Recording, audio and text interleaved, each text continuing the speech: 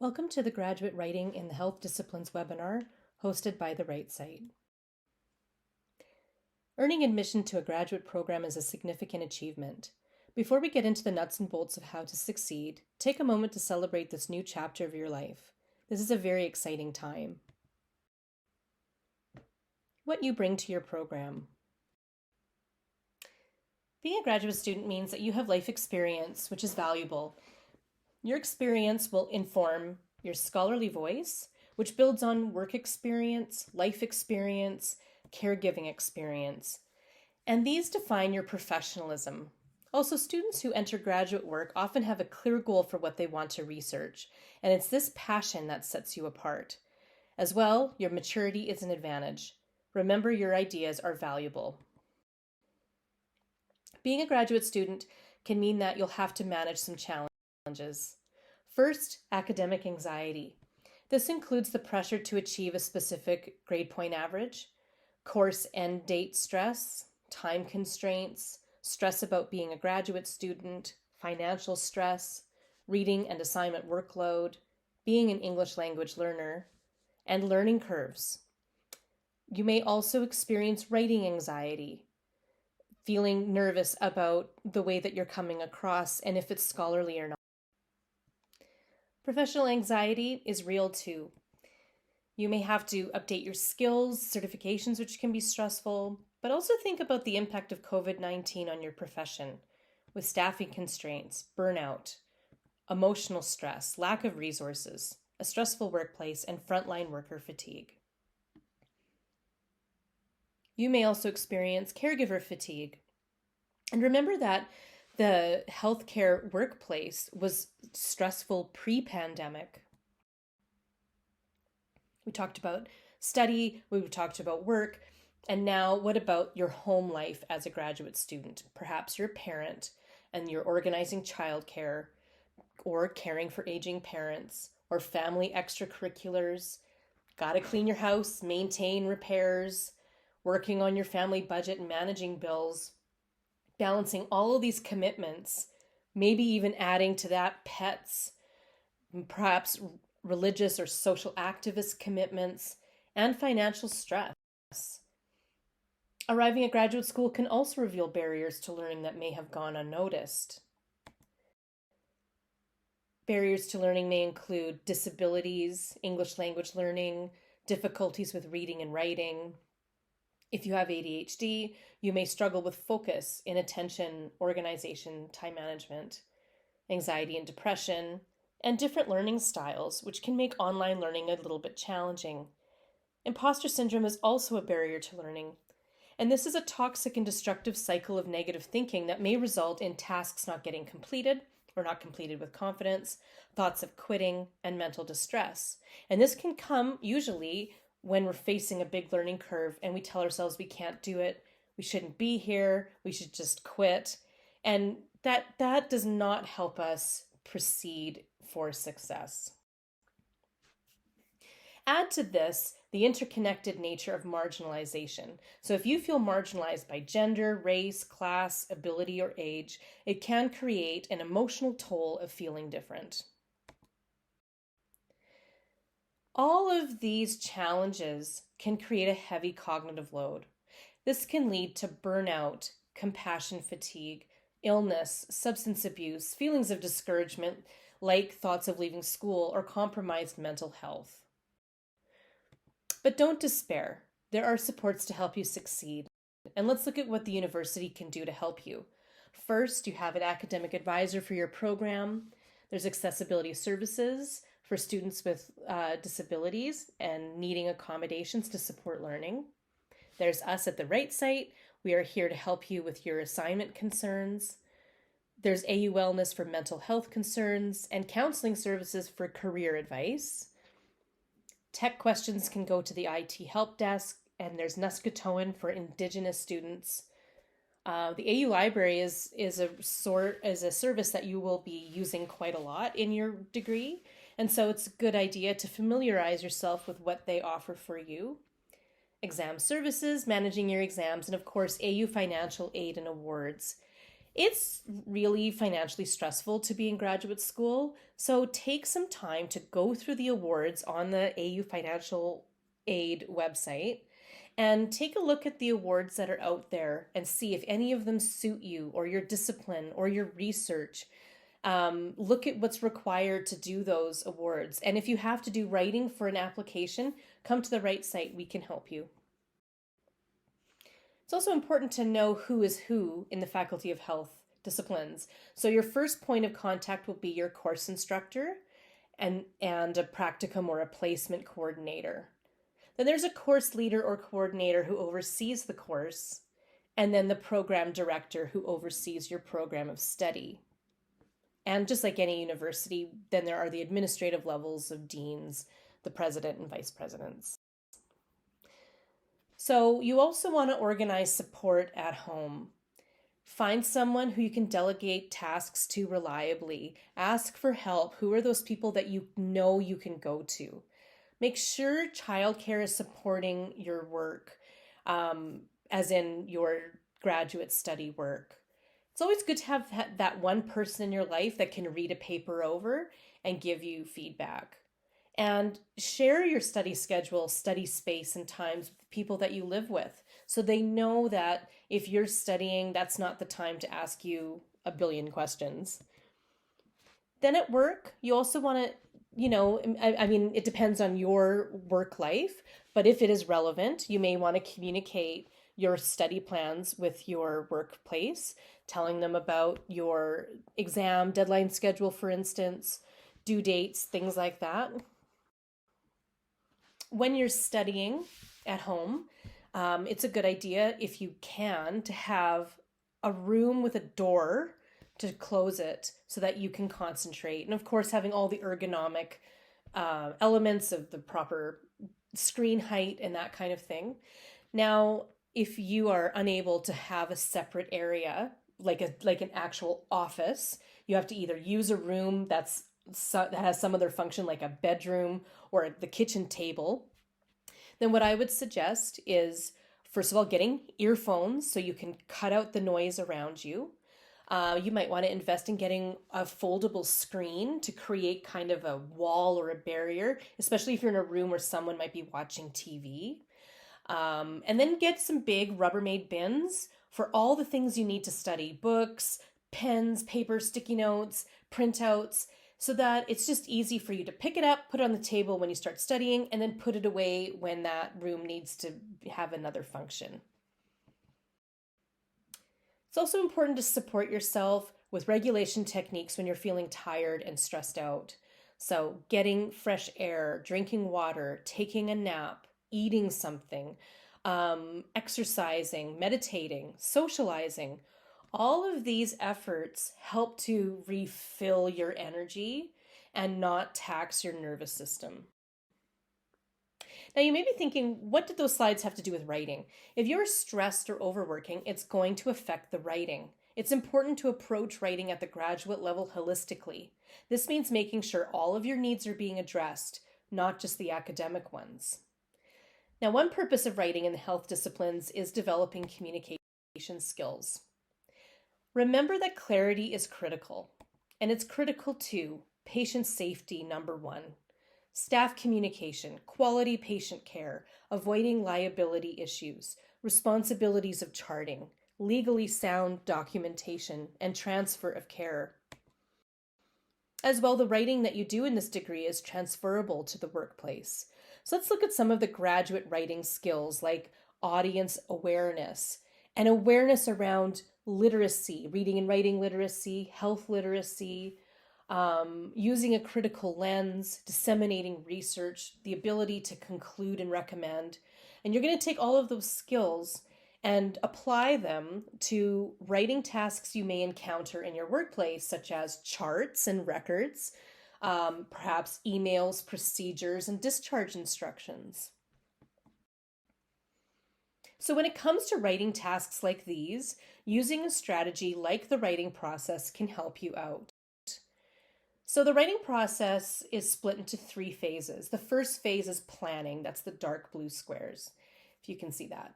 And the planning phase is just where we get our thoughts organized. starting with understanding the assignment instructions to make sure you understand what format of writing you need to do, what the requirements are, and then you move into that kind of brainstorming, planning, mind mapping phase where you try and think of the key ideas you want to focus on, the connections you want to make. And from there, you move into research, developing and clarifying ideas, taking all of those brainstorming ideas and connecting it to research. From there, you want to work on outlining. So, taking all of that information and categorizing it into an outline so that you have a roadmap for the writing. You can start at the beginning of the outline and go all the way through to the end. This will help you with the writing part, the second phase, the drafting. And once you have your draft, your first draft done, you now want to move into the polishing phase. So this is revising, editing, and proofreading. This has been cleaning up the paper to get it into final draft shape.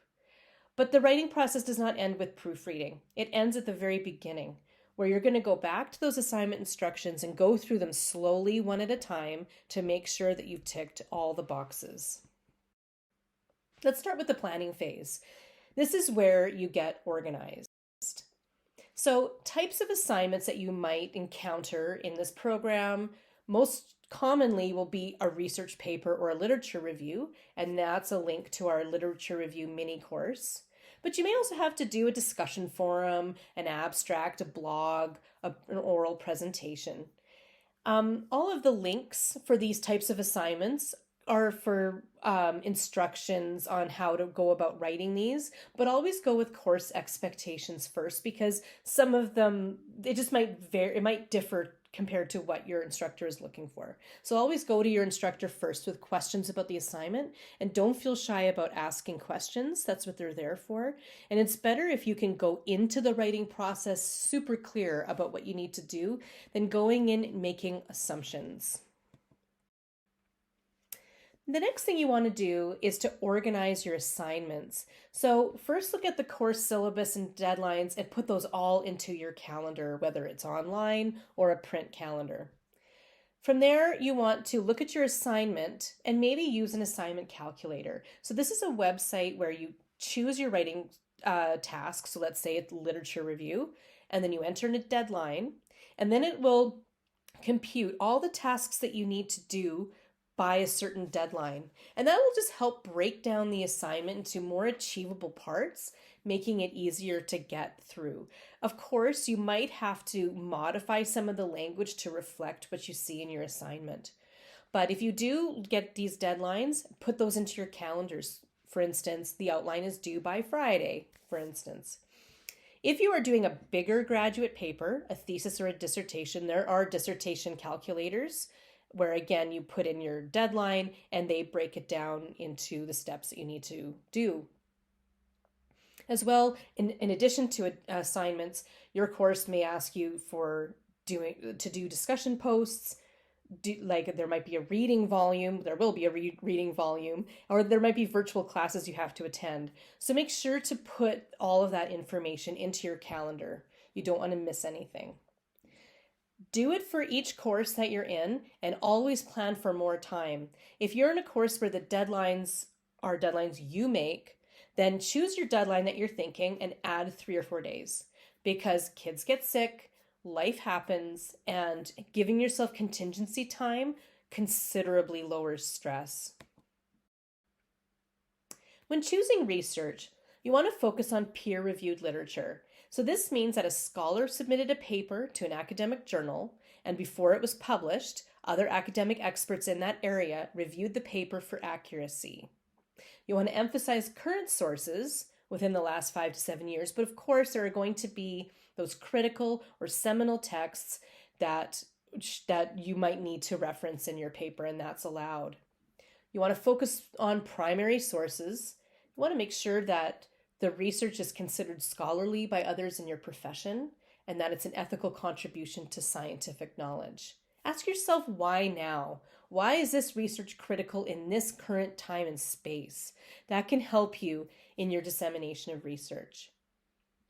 Use with caution just the abstract, personal communication, bias, documents, non-credible authors, or personal blogs or YouTube channels. You want to keep this scholarly, and there's resources at the bottom to help you with that. And if you're in GCAP, the guidelines suggest that shorter papers of 10 to 12 pages should have at least 10 sources, and longer papers of 15 to 20 pages, at least 15 sources. Sometimes we can't find the source we're looking for, and it's super frustrating.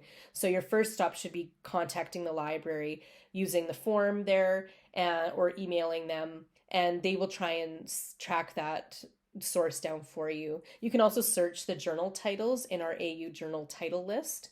They may also suggest that you try using an Alberta library card to get the source from somewhere else. You also want to organize your research, and you might want to do this using a citation manager such as Zotero and Mendeley.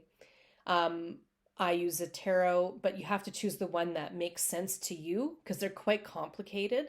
Therefore, using an AU library guide is key. It's really worth the time to watch one of those webinars to get a handle for how these work, and so that you can work with them efficiently and avoid frustration.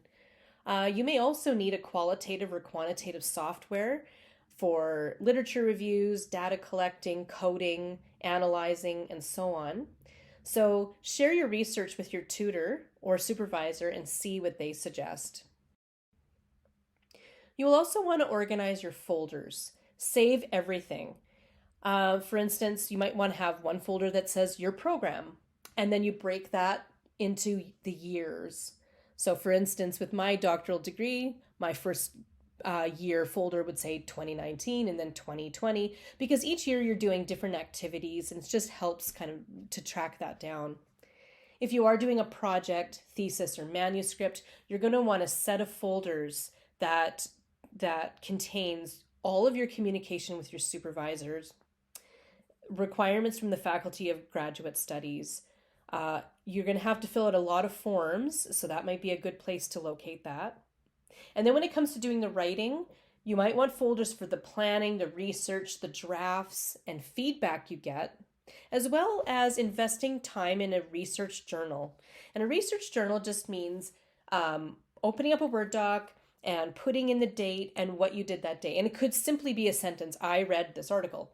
But as you're going through your courses, instead of taking that time thinking like, what did I do last time? Or did I already read this thing? You now have a record that you can refer to. Once you've separated by program, year, you might want to add one for course and each course. So each course will have the assignments, the notes, discussion posts that you should write in Word before you put into the field. I learned that the hard way. Lectures or lesson notes, and communication with your tutor. And then for each assignment, have folders for instructions, planning, drafts, final copies, and all of your marked feedback. This might seem really, I don't know, complicated, but it's going to help you in the future if, for instance, you decide to choose a research topic that you talked about in a previous course. You can't remember what that article is, or you can't remember what your ideas were. You can easily go back and track that down again so that you're not wasting time. Why do we want to outline? It organizes your paper. It gives you a snapshot of your paper as a whole. It can reveal parts of the paper that are over or underdeveloped. It's a good way to organize where the sources go, and it acts as a guide for when you write the draft. So for instance, you're going to have a title. In your introduction, you're going to want a few key elements like the hook and establishing context, your thesis statement. In APA 7, we actually don't use the heading introduction, so you don't need to put that in as a subheading. It'll be obvious that the first paragraph, or in some cases, the first couple of paragraphs, is the introduction. And then you move into your body paragraphs, or if it's a longer paper, you might have sections of your essay where you just want to type in, and like I'm doing here in point form, your outline does not need to be in sentences. It can be in point form. You just might want to indicate topic sentences, your use of sources, key discussion points. I'm going to talk about that P method in a little bit. And then you might also want to add a conclusion. And as part of your outline, and then just kind of indicate those few things like that final conclusive sentence. Another way to think about the outline is to visualize the paper like an hourglass. So the introduction is going to begin in a very broad general way, and then through establishing context and into the thesis statement and then the body of the paper becomes very specific and focused. And then in the conclusion, the scope is going to broaden again as we kind of end up with that final conclusive statement. And so think about this as you're putting your outline together, about where the key ideas need to go. So here's an example of an outline. So we have the essay elements on the left and then the examples, starting off with the the title, and then moving into the components of the introduction. So you can see the bullet points match the element to the key ideas needed. This essay has sections, and each section has subheadings. So this is an important thing to put in your outline so you can see where all the quotes go. Is it section 1, subheading 2, for instance? And then there's the conclusion at the end. Let's talk about writing the paper, or drafting. Remember the emphasis on critical analysis and synthesis of ideas. This is something that you could have done in the planning stage using like mind maps, for example. You may want to identify the gaps in the literature and consider how you're using headings to organize your paper. You want to think about developing introductions and conclusions to successfully bookend your paper. And for paragraphs, keep it to one topic per paragraph. If your topic shifts, changes, or builds, then you're going to want to create a new paragraph. Avoid the long one-pager paragraphs and aim for 4 to 6 sentences, but no more than 10. You want to make it easier for your reader. And remember to take breaks. Don't grind away for many hours in one session. Recognize when you're tired. And otherwise, if you try and push through, you could be making mistakes. So therefore, set realistic writing goals. Use the assignment calculator to help break it down so that you can do parts of it, at a reasonable pace to avoid burnout. In science writing, it's important to know when to use active and when to use passive voice. Passive voice could be to de-emphasize the researcher. You also want to use first-person singular to create a more relational voice and to write with cultural sensitivity. For instance, using they as a pronoun versus he/she. At the graduate level, you develop your professional voice through synthesizing ideas, critically analyzing those ideas, building your opinions. Remember that the act of writing is a transaction between the writer and the reader. So always be cognizant of your audience. Who are you writing to? Is it a clinical or a non-clinical audience? Is it academic or is it supposed to be for the general public? Patients and clients, is that who you're writing to? That could be very different than writing to a coworker or a colleague. I mentioned subheadings before. Subheadings are really effective at organizing your writing, and there's a format to it. So you can see here there's 5 different levels. This is called nesting, where 5 should belong to 4, which should belong to 3, and then belong to 2, and so on. So just make sure that when you're doing subheadings that they're nested appropriately. Let's look at the components of the paper more specifically. So let's look at the introduction. Again, the APA manual says to avoid using introduction as a subheading. You want to start that paper with an attention grabber. Now, it doesn't have to be something witty or stressful to think about, but basically just a general opener to the paper. From there, you're going to establish context, and this could be through introducing terminology, concepts, or texts. Following this will be a purpose statement, or a purpose statement and thesis statement, or thesis statement. It depends on your assignment. but this should come at the very end of the introduction. Here's an example of the title. Note there's no subheading for introduction. And when you're using a title at the graduate level, you want to aim for what's called a two-part title. You'll see here that this title has two parts separated by a colon. In this case, the first part is kind of general. And then the second part is that specific take on that general concept. So if you think about bullying, for instance, if I just had bullying as a title, it's too broad and I don't know what the paper's going to be about. But if the title reads the problems of bullying, self-harm in middle-aged girls in rural Ontario, suddenly I have context now for what the bullying is going to be about. Remember, at the end of the introduction, you want to have a thesis or a purpose statement, or ideally both. So a thesis statement predicts how the topic will be developed, makes a promise to the reader, summarizes the conclusions that you've reached about the topic, located at the end of the introduction, and specific enough to be proven. Now, a purpose statement, it's a bit more directional. It's telling the reader what to expect, like this paper examines, the aim of this paper is to, the purpose of this essay is to, and it's also at the end of the introduction.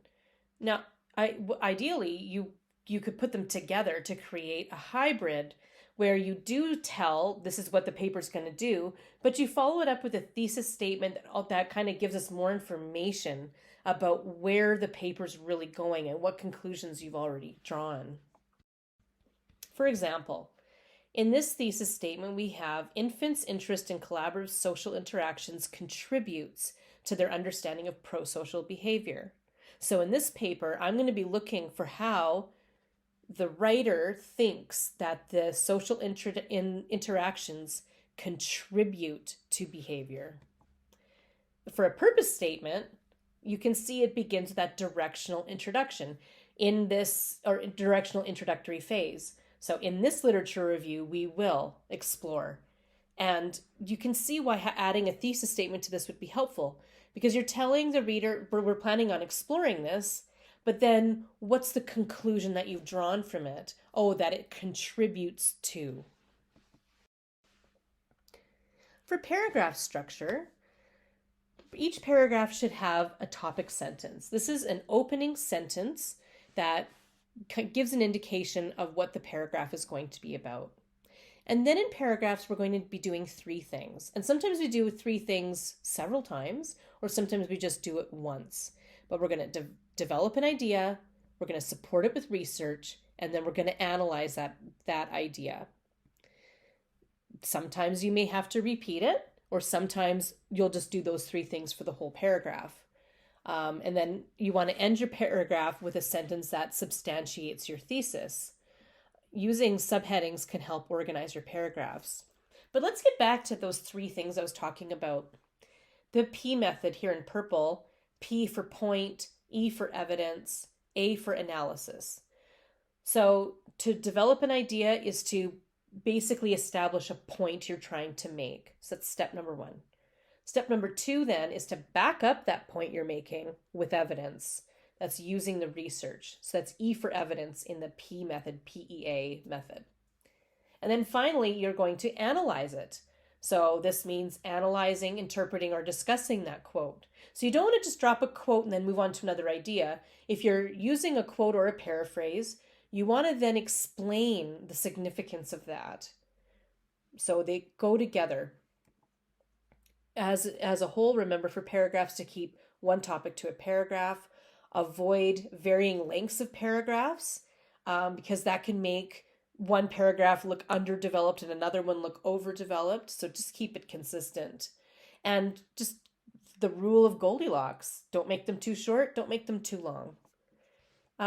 In terms of transitional words like moreover, henceforth, although, however, these can be very helpful at shifting it into a new paragraph. So let's say you have a paragraph, the next one begins with however. So now you're telling me something that's an interesting or could be a contradiction. You just don't want to overuse them because it can contribute to really choppy, abrupt writing. So if we look at these examples of paragraphs, they're roughly the same length. So there's a nice balance there. And they're using transitional words within reason. So like the first one begins with although. And every quote is synthesized, meaning it's using that P method. It's establishing a point, there's a quote, and it's followed up by discussion. So why do we want to deal with quotes and paragraphs? Paraphrases. Well, it's a way to incorporate research and refer to a text. It's a way to acknowledge original ideas and show current ideas. It also helps you back up your claims and substantiate your thesis. So for paraphrasing, this is the preferred way for graduate writing in the health disciplines. You're putting someone's original thought into your own words. So this means, if you look at the example, that even though it's in your own words, the idea is not yours. Therefore, you cite it at the end to indicate that you have paraphrased this. Quoting is different because we quote to kind of highlight the specific language. So in the example, you can see that the undisturbed action, absorbing action, and unified action isn't quotes. It's still followed by citation information to show that it's not your own idea. But just remember to use quotes sparingly. How to paraphrase. This is a sticky point for some students. They find it intimidating because they feel like the writing that they're creating is not as good as the original. But that's not the point of paraphrasing, because keep in mind that the original idea is in an article or a book that has been heavily edited over the course of years. So this isn't about comparison.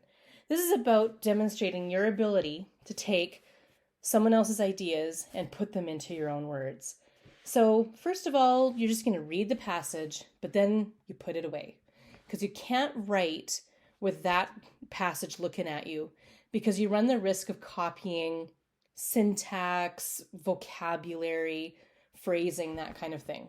So read it, put it away, and then you can do one of two options. One, you can write it out, so you're rephrasing it in your own voice, vocabulary, phrasing, or you can dictate it. And when you dictate it, you're speaking in more of a natural voice, and that might actually help you come out with a successful paraphrase. Just remember to add that citation at the end. And here are some prompts to kind of work with a paraphrase in a sentence, like according to the author or evidence shows that. And if you're still struggling with paraphrasing, you can also read this blog on our Dear Right site blog that goes into paraphrasing in a little bit more detail. Then the conclusion of the paper. Here you want to restate your thesis, review the main points of the essay, emphasize the subject's significance. You might have other sections of your paper where you're doing this, so then you wouldn't repeat it here. For instance, if you have a recommendations section. But you just want to keep it very, very simple, and you don't want the conclusion to carry on for too long. Therefore, avoid using quotes, summarizing, and introducing new material. There should be no new material happening in the conclusion. You also want to avoid ending the paper in a sourced sentence. That means a paraphrase or a quote. You want to end in your own words. And frankly, that should be a rule for every paragraph, is to not end it with a source. Now that you've finished writing, it's time for the polishing stage of the writing process. This is where we clean the paper to get it into final draft shape. This means focusing on precise language, no editorializing, so that means avoid praising or being overly harsh with whoever you're discussing in your paper. You want to keep that scholarly neutrality, making sure that all quotations, if you have them, are integrated, and that your document is compliant with APA. You want to avoid anthropomorphizing, and this means giving human-like qualities to a non-human entity. So in this case, it's not the theory that concludes, it's the researcher who concludes.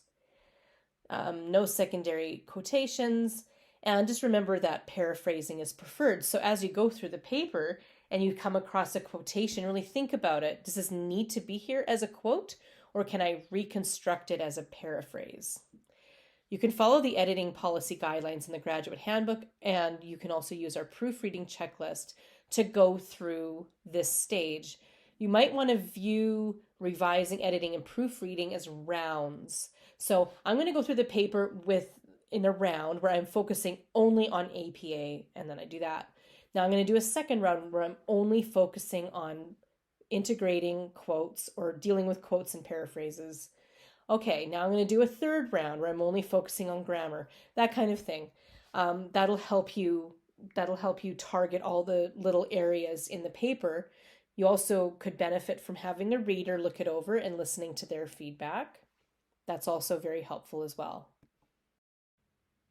Okay, so let's move on to some realities of being a graduate student in the Faculty of Health Disciplines. First of all, this degree is not a race. Yes, it would be ideal to complete it in the set amount of time, but life happens. When I started my doctoral degree, I did not anticipate a global pandemic, and I took a break because of that, because it was difficult to manage. So pay attention to what's going on in your life, and if something happens and you're finding it difficult to balance, speak to somebody. Go to AU Wellness, speak to your instructor, your supervisor, even your program coordinator, and ask what your options are. Can you take a break? Can you get a course extension? What do you need to still maintain your status, but also giving yourself that time needed to whatever it is that you need to heal from a surgery, for instance, or maybe deal with the death of a loved one. Things happen, and giving yourself the added pressure of I must finish this in 2 years isn't going to help. Some students have voiced concerns about, well, if I take a break, how can I do that because I'm part of this cohort? You're not doing a degree as a group. It's just that you're studying with other people to help learning, to help the social component of learning. So for instance, I began in cohort 12. I'm now in cohort 14. I've just met a whole bunch of people. So, if you have to take a break, you'll just join the next cohort when you return. It's that simple. Keep in touch with your supervisor. Update them on how you're doing. Ask questions if you feel stuck. Ask about research software. Maybe create a timeline for your program. And whatever you're discussing, just keep a record. Save the emails. If you're meeting virtually, take tons of notes. And this is a way that you can refer back to it without the stress of having to remember what was discussed in that meeting. You don't want to miss any important information. You'll also want to read through the AU Graduate Handbook, just in case, let's say, you're looking for appeals or how to format your thesis. There's lots of forms and regulations that might be relevant and important for your line of study. This is the grading scale in the health disciplines. This could be used in a sense as a rubric, showing what's important to demonstrate through the writing and what to focus on. Note that there is no grade of D at the graduate level because there is a greater expectation of performance. Here in F, so basically all the grades are kind of like decades. So F is the 50s, C's are in the 60s, B's go from 70 to 84, where A picks up with 95 being the change for A+. If you look at the language from in each of these groups of marks, you'll see what's expected of you. So at the F, one characteristic is limited critical evaluation and unsatisfactory knowledge base. If we go straight to the A characteristics, we read extensive knowledge base and a critical orientation to the material. So it's going to show you what each stage results in. So if you get a grade back that's maybe undesirable, look at these characteristics and think what you can work on for your next assignment. Academic misconduct refers to plagiarism. First, there is intentional plagiarism, and sometimes this can be due to just stress and anxiety. There's just pressure and you need a grade and you feel lack of confidence in your writing. And so then cheating happens. Cheating can also happen intentionally, like purchasing someone else's essay, and not from the academic stress cycle. Academic misconduct can also happen unintentionally, And that's maybe because it's your first time writing a paper in a while, you're not familiar with the documentation type or how to cite. Maybe you are having difficulty figuring out what's a claim and what's common knowledge, and not really knowing the rules around AI. So if you feel like that kind of describes you, then I would work with the right site to see, um, just to learn those skills to avoid misconduct. Treat this program like it's a professional program that's an extension of your workplace. So in that case, you want to use formal etiquette in your emails, no text speak. Um, and use the writing process with these types of communication. Plan out what you're going to say, write it, and then review it before you send it off. The preferred documentation style for health disciplines is APA 7. I would suggest investing in a print copy of APA 7 because there's much more to APA than simply how to quote and how to cite. But we also have an upcoming APA webinar that might be very helpful to you. And reach out to us if you're new to APA and need some help. At some point in your graduate journey, you may think about publishing. Here are some resources to help you navigate that. Do consider the Journal of Integrated Studies. It's an interdisciplinary graduate student journal. So if you get a paper returned that you did really well on, contact your tutor and let them know you want to publish. And if they have any additional feedback, that you can take that and polish it a little bit more and submit it to the journal. This might be a good way to get your first publishing credit under your belt. Each year, AUGSA puts on the Athabasca University Graduate Students Association. They put on a student research conference. So we encourage you to think about it for next year. You could select a paper from a course to present, or you could create a poster about it. The conference is a supportive environment designed to help you practice giving a presentation and also to expose you to the other kinds of research happening at Athabasca University. A couple of months before the conference, there's an abstract competition. This is a great opportunity to practice writing an abstract because you will receive feedback on that, which can help with your learning.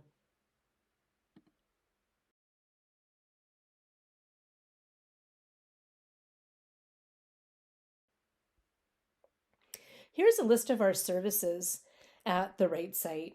So we have our weekly forum. It's an open forum, informal, Thursdays from 12:30 to 1:30 Mountain Standard Time. We have real-time coaching, which means we meet virtually to discuss your paper, and you can book appointments for that. Or you can just submit a paper to our Dropbox to receive written feedback. We have a blog, a handbook, our website. We have an English language assessment aimed at undergraduate students, but if you're still learning English or would like extra help, it could be helpful to take some writing courses at the pre-university or undergraduate level. This assessment will give computer estimated recommendations of what course you might benefit from, but book an appointment with a writing coach first. Having an appointment would be a good next step if you're not sure about how to manage this.